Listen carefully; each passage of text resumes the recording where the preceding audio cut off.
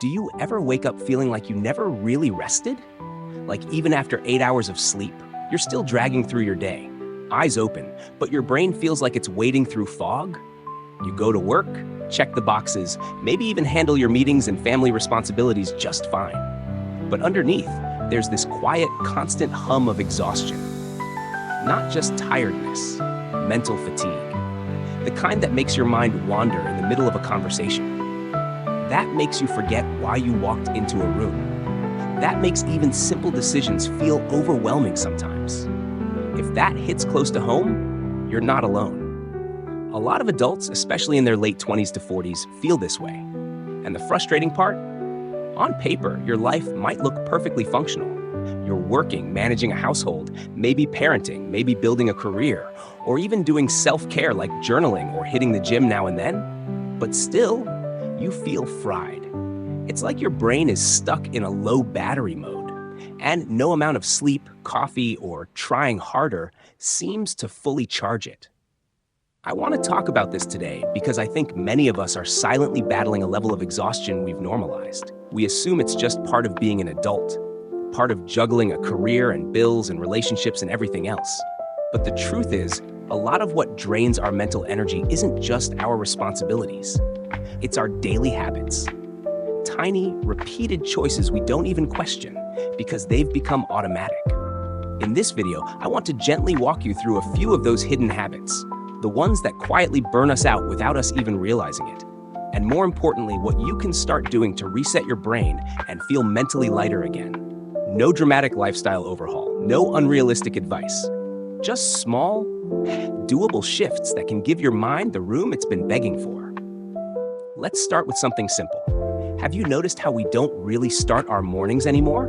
We plug into them?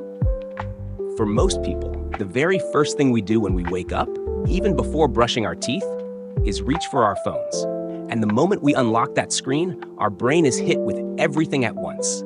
Messages, notifications, news, work emails, memes, maybe even a subtle scroll through someone's Instagram story that makes us feel behind before we've even gotten out of bed. It's like starting your day in a mental sprint without any warm-up. That alone, that instant stimulation, can set your brain up to feel scattered for the rest of the day. Because your mind didn't get to land in your body before being pulled in 10 different directions. You started reacting before you even fully woke up. One small change that's made a huge difference for me?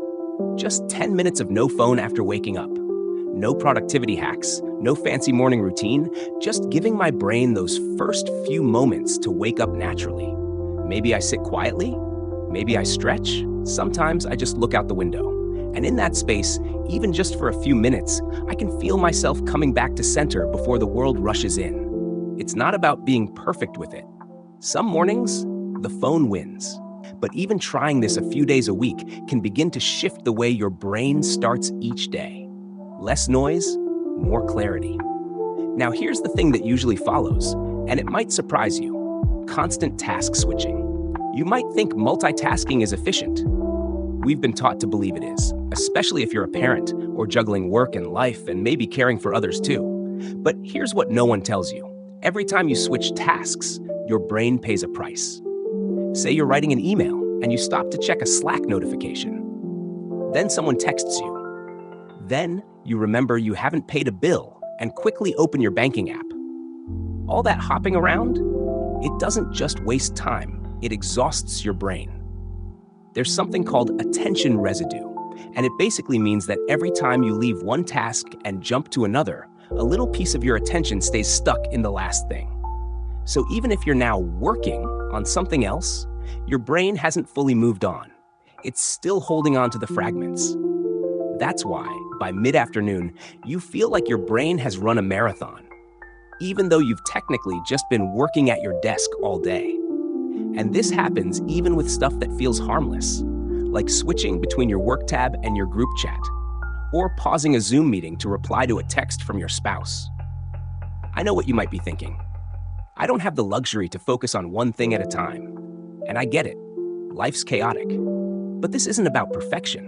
It's about small pockets of intention. What helped me? Setting what I call quiet windows. Maybe it's just 25 minutes where I silence my phone, close all the tabs I don't need, and give my full attention to one thing. It doesn't sound revolutionary, but it is when you've been living in mental fragmentation for years. And the weird part is, when I give my brain that one-track focus, even in short bursts, I feel less tired. I'm not wasting energy constantly reorienting. It's like giving your mind a breath of fresh air. And I think that's what most of us are craving. Not just rest, but mental relief. A break from the noise, a pause from the pressure to be everywhere, all at once. You're not lazy. You're not unmotivated. Your brain is just tired of being pulled in 1,000 directions.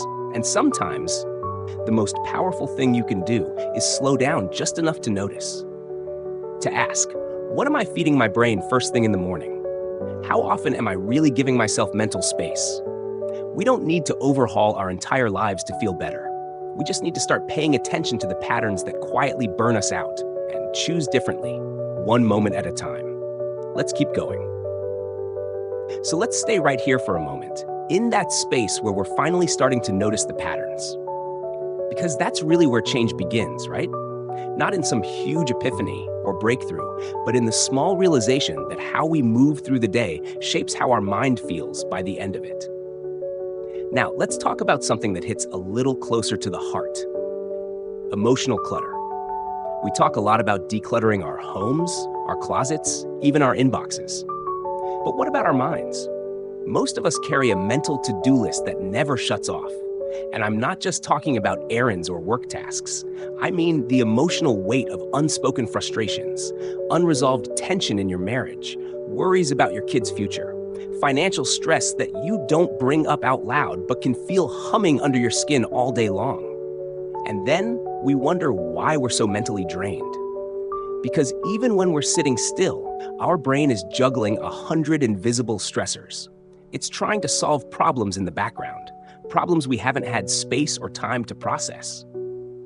You might be folding laundry, but your mind is replaying that weird thing your boss said. You might be watching TV with your partner, but in your head, you're budgeting for groceries and figuring out how to make rent work again this month. That low-grade, non-stop emotional tension, it wears your brain down like sandpaper. And it's hard to notice because we've been trained to push through, to keep going. Especially if you're someone who holds everything together for other people. Your team at work, your kids, your aging parents, your spouse. So what do we do with that? Here's something that helped me, and it's going to sound ridiculously simple: naming the weight. Just saying it, even quietly to yourself, gives your brain relief. Because when we keep it vague, like "I'm just overwhelmed," the brain doesn't know where to focus. It keeps spinning. But when you stop for a second, breathe, and say, "I'm mentally tired because I'm worried about my dad's health," or "I've been pretending everything's okay in my relationship and it's exhausting," that gives your mind something solid to work with. It creates emotional clarity. Sometimes I'll even write it down. Nothing poetic, just a raw brain dump, no filtering. And once it's on paper, it's not swirling in my head anymore. It's somewhere else. It's contained. And that, strangely enough, feels like rest, mental rest. We think rest only happens when we sleep or take a vacation or lie on the couch. But sometimes rest is about telling the truth to yourself, letting go of the effort it takes to pretend everything's fine when it isn't. Let's pivot a little, because there's another habit that's stealing our mental energy, and it happens so quietly that most of us never notice. Constant input without recovery. You know what I mean? Podcasts while doing dishes, YouTube videos while folding laundry, audiobooks while driving, scrolling Instagram while eating lunch. Even when we're technically resting, we're still consuming, still giving our brain something to process. And don't get me wrong, information is good, learning is good, but our brains were never designed to take in content nonstop. They need space to integrate, to wander, to make sense of things. That space, the quiet in-between moments, is where insight happens. It's where emotional healing happens. It's where creativity breathes. But most of us have trained ourselves to fill every gap. Silence feels uncomfortable. Being alone with your thoughts feels boring or even anxiety-inducing. So we reach for noise. And again, it's not about guilt. You don't have to give up your favorite playlist or unfollow every influencer. But notice where the input is no longer helping you.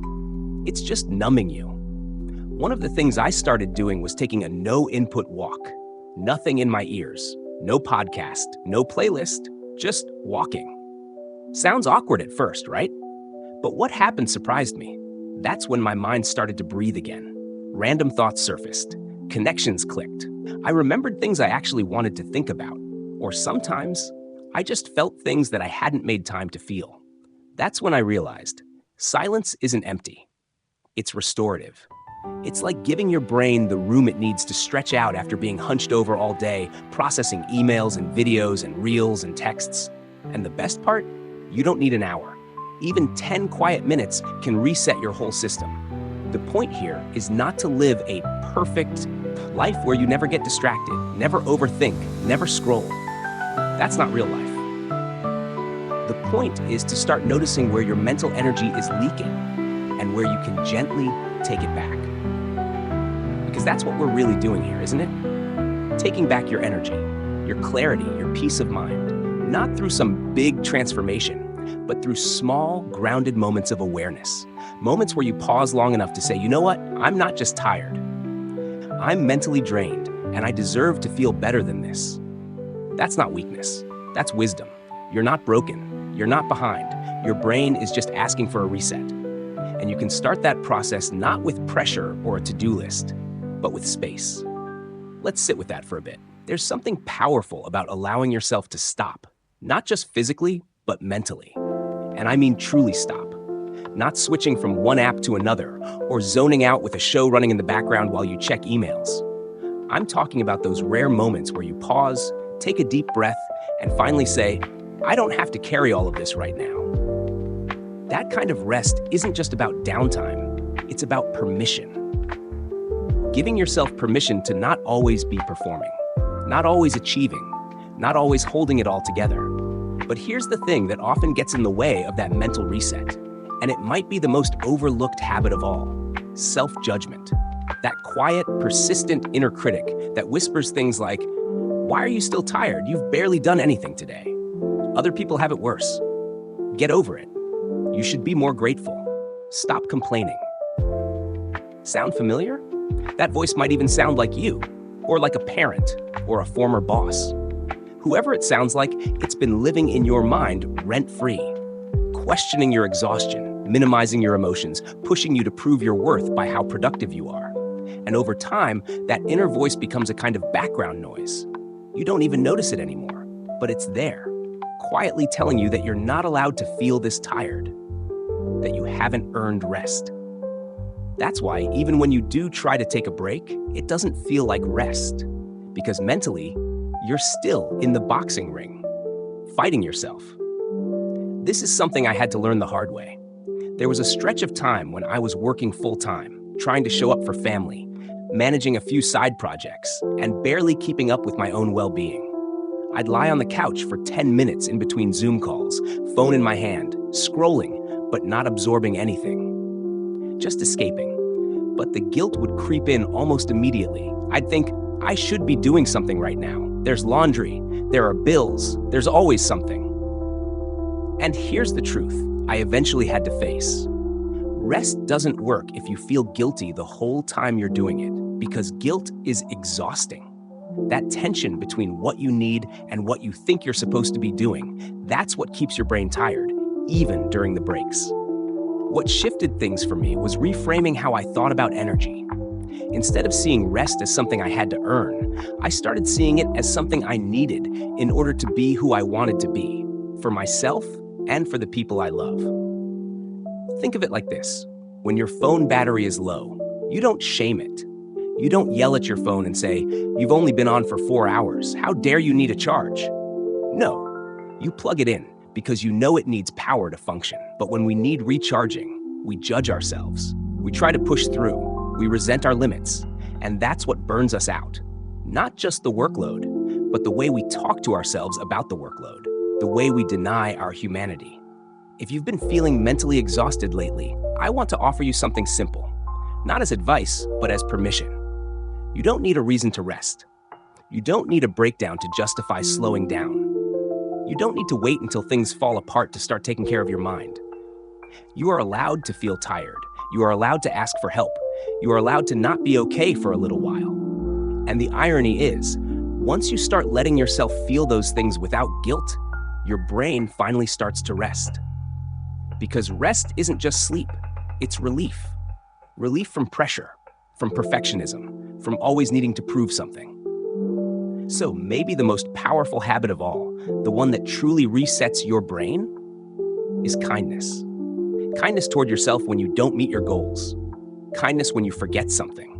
Kindness when your brain is slower than usual. Kindness when you just need a moment to breathe.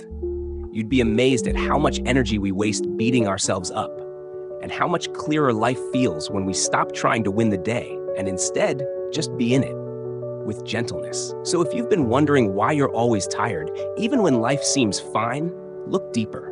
Look at how your day begins. Look at how many things you try to carry at once. Look at how much noise you consume. Look at how you talk to yourself when things get hard.